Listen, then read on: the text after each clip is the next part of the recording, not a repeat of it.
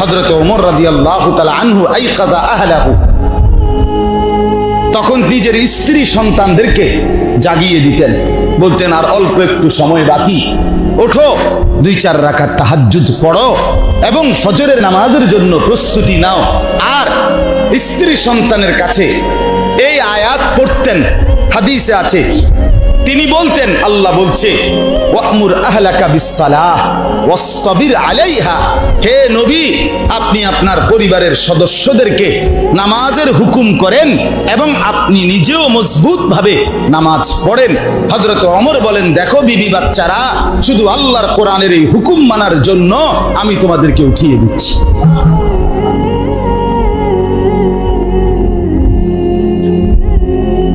এটা আমল, এটা মুমিনের আমল, মুসলমানের ডিউটি, মুসলমানের জিম্মাদারি এটা। আজকে আমাদের এই হালাত কোথায় গেল? কেন আমরা ভুলে গেলাম? কেন আমরা ভুলে গেলাম? আল্লাহর নবী সাল্লাল্লাহু আলাইহি ওয়াসাল্লাম তার কন্যা ফাতেমাকে নিজে ঘরের দরজায়, ফাতেমার ঘরে গিয়ে কড়া নাড়তেন আর বলতেন, ফাতেমা কুমি লিসসালাহ, ফাতেমা নামাজের জন্য ওঠো, আনকিজি নাফসাকা মিনান নার, মা জাহান্নামের আগুন থেকে নিজেকে বাঁচাও, ফা ইন্নী লা উগনি আনকি মিনাল্লাহি শাইআন, আমি আল্লাহর কসম মা মুহাম্মদের মেয়ে বলে হাসরের ময়দানে আমি তোমার কোনো উপকার করতে পারবো না। আমার মেয়ে বললে হবে না রে মা, তোমার সেজদা, তোমার পর্দা, তোমার তাসবিহ, তোমার গোলামি, তোমার বন্দিগি তোমার জাহান্নাম থেকে বাঁচাবে। মুহাম্মদের মেয়ে বললে হবে না, হাসান হুসাইনের মা বললে হবে না, আলীর স্ত্রী বললে হবে না, তোমার আমল নামা তোমাকে দেখাইবে। সেখানে আপনাদের আমাদের জন্য কি সান্ত্বনা তাইলে? আপনারা আমরা কি কি আশায় বসে আছেন বলেন?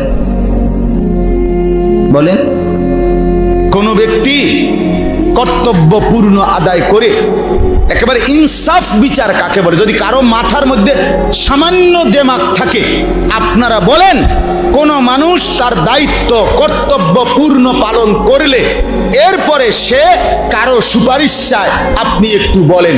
কিন্তু কোনোই যোগ্যতা নাই, বরং তিনি যা চায় তার একদম উল্টা কইরা এই লোক ওই ব্যক্তির কাছে সুপারিশ চাওয়া, এটা কি ইনসাফ?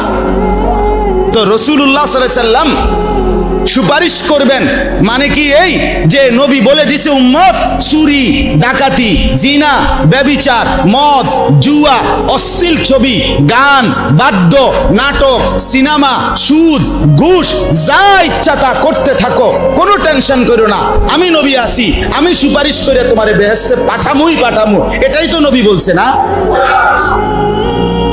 সুপারিশের মানে এই তো না? বলেন, একজন মুসলমান বলেন, আপনার বিবেক কি বলে? এই কথার অর্থ এই আপনি আপনার সব নাফরমানি করতেই থাকবেন?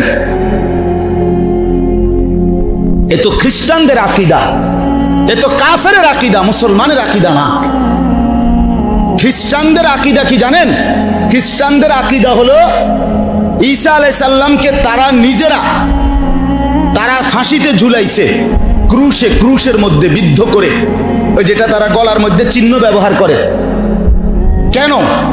তাদের ধর্মের বক্তব্য এটা যে আমাদের ঈসা উনি তো আল্লাহর পুত্র, উনি নিজে আমগরে বলছে তোমরা আমাকে ফাঁসিতে ঝুলায় দাও, দিলে তোমাদের সমস্ত কিয়ামত পর্যন্ত তোমাদের বংশধরদের সমস্ত পাপ আমি কাঁধে তুলে নিলাম, আমি আমার পিতার সাথে সেটা বুঝবো, তোমরা কোনো চিন্তা করবা না। খোদার কসম, এটা খ্রিস্টানদের বিশ্বাস, তোমরা কোনো টেনশন করবে না। আজকে আমরা ডুল্লা গজল গায়, ডুল্লা লড়ে, কি রঙে, বাহ! সুন্নাতের কোনো অনুসরণ নাই, ইত্তেবা নাই, দাড়ি কোথায়, টুপি কোথায়, মিসওয়াক কোথায়, দস্তরখান কোথায়, হালাল উপার্জন কোথায়, স্ত্রীর পর্দা কোথায়, ছেলের নামাজ কোথায়, মেয়ের নামাজ কোথায়, চরিত্রের পবিত্রতা কোথায়। 30 বছর ঘরে টেলিভিশন চলতেছে, নাচতেছে, গাইতেছে, বিবি বাচ্চা, নাটক, সিনেমা, নর্তকী, জিনা, ব্যভিচারের দৃশ্য দেখতেছে, নিজেও ভিন নারী দেখতেছে, বিড়ি সিগারেট খাইতেছে, কেউ মদ জুয়া খাইতেছে।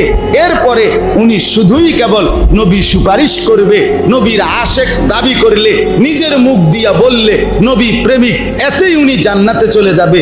বিষয়টা এতটাই সস্তা হয়ে গেল। এটাই ইনসাফ। আল্লাহ আমাদেরকে বিবেক দান করেন। আপনাদের বিবেকের কাছে বলুন, আজ একদিন 2 দিন না, না হলেও আজকে 15 থেকে 16 বৎসরের বেশি হবে আমি আপনাদের গ্রামে আসছি। তো এরকম হবে না? এরকম হবে, হ্যাঁ, আমার হিসাবে এরকম হবে। এই মাদ্রাসার শুরু থেকে আমি আসছি, আরো আগ থেকে। আমার শায়েখ আরিফ বিল্লাহ হাকিমুন নফস আল্লামা মুফতি মুশতাকুন নবী কাসেমি হযরত দামাত বারাকাতুহুম যে বছর প্রথমে আসছিলেন, তখন আমি আসছি সোনাকান্দা থেকে মাহফিলে আসছি। এখানে ওই দোতলার মধ্যে ছোট্ট কামরাটার মধ্যে মিম্বরের উপরে হযরতের সাথে আমি বসছি, কথা বলছি। এখানে কোনা দিয়া, খুব কোনখান দিয়ে জানি মাহফিল হয়েছিল, এদিক দিয়ে, সেই থেকে আসছি। হ্যাঁ, আমি হুজুর এই যে আপনার কথা আইসা জিজ্ঞাসা করছি যে হুজুর আসেনি ভালো। শামসুল হক সাহেব আমার কলিগ ছিলেন, আমার ইন্তেকাল করছে যখন, আমি তখনই শুনছি ওনার নাতি তো আমার মাদ্রাসায় পড়ে। মৌলানা হারুন সাহেবের কথা জিজ্ঞাসা করছি, আপনারা বললাম না, সেই বলছি যে উনি আসেনি ভালো। আমি তো চিনি আলহামদুলিল্লাহ, নামে নামেও অনেককে চিনি। এই জন্য বাপ, ধোকা না খাই, প্রতারিত না হই, নিজেরে বরবাদ না করি। কে কোন পক্ষের, কে কার বিপক্ষের, এগুলো বাদ দেন। আপনি জান্নাতি হবেন এই ব্যাপারে নিজের প্রস্তুতি নিন। জাহান্নাম থেকে বাঁচার চেষ্টা করেন, নিজের জিন্দেগিটা কদর করেন। রাসূলুল্লাহ সাল্লাল্লাহু আলাইহি ওয়াসাল্লামের নসিহত সুন্নাতের আলোকে জীবন সাজান।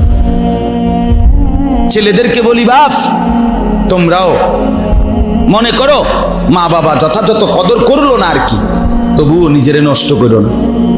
কেউ কিছু বললো না রে বাপ, মনে করো এই সমাজের কেউ তোমারে বাধা দিয়ে পারলো না আর কি, কিন্তু এরপরেও মনে রাখো তুমি এমন এক সত্তার কাছে ফিরবে যে সত্তা তোমার উপরে তার পূর্ণ শাস্তি প্রয়োগ করবে।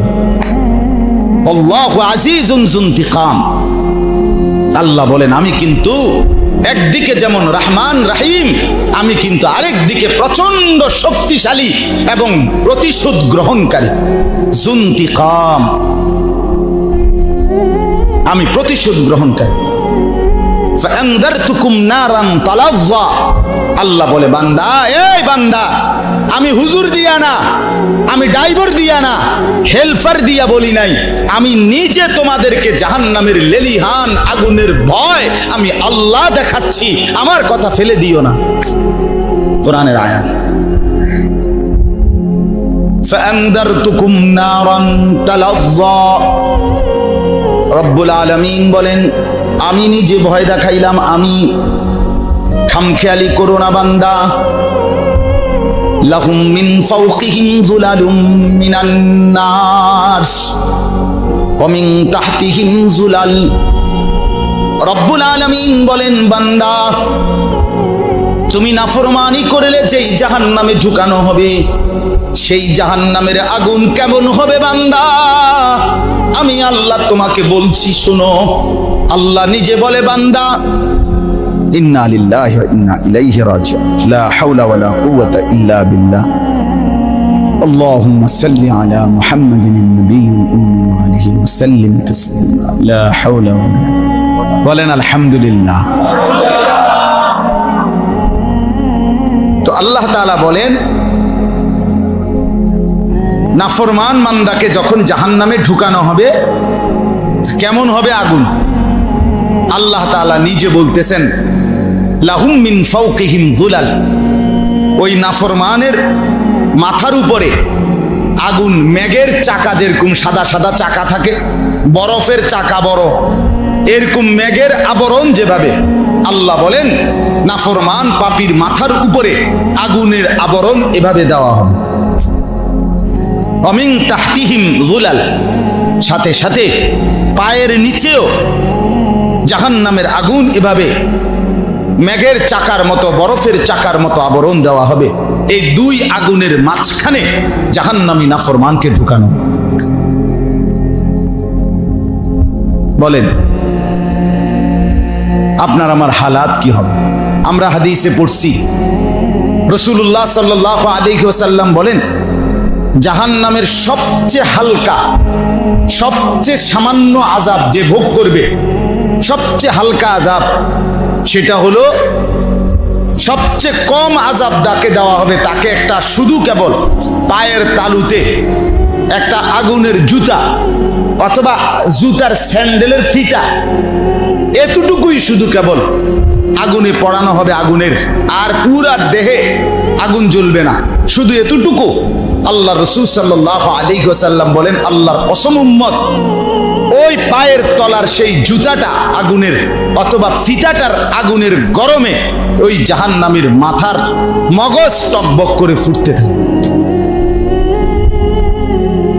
আর সে মনে মনে ভাববে, নবীজি বলেন যে এই জাহান্নামের সবচেয়ে বেশি আসাদ্দু, মানে সবচেয়ে বেশি আযাব তাকে দেওয়া হচ্ছে, অথচ এটা হলো সবচেয়ে হালকা আযাব। আল্লাহ আমাকে মাফ করে দেন। অতএব বাপ, এতগুলো কথা বলার অর্থ হলো ঘুরে ফিরে মূল বক্তব্য এক নম্বর এটাই বুঝানো। কথা শুরু করছিলাম আমি, মনোযোগ, আন্তরিকতা, আগ্রহ, আল্লাহর কথা শুনবার প্রতি দিলের আগ্রহ থাকা চাই। দুই নম্বরে বলছি দিন মানার ক্ষেত্রে আপনি আপনার জীবনের সবটুকু দিয়া হাক্কা জিহাদি, আপনি চেষ্টা করবেন, শুধু চেষ্টা না, জীবনের সবচেয়ে বেশি চেষ্টা যে বিষয়ে ব্যয় করবেন সেটা হলো দিন মানার ব্যাপারে, দিন মানানোর ব্যাপারে, অর্থাৎ নিজে দিন মানার জন্য এবং পরিবারের সদস্যদের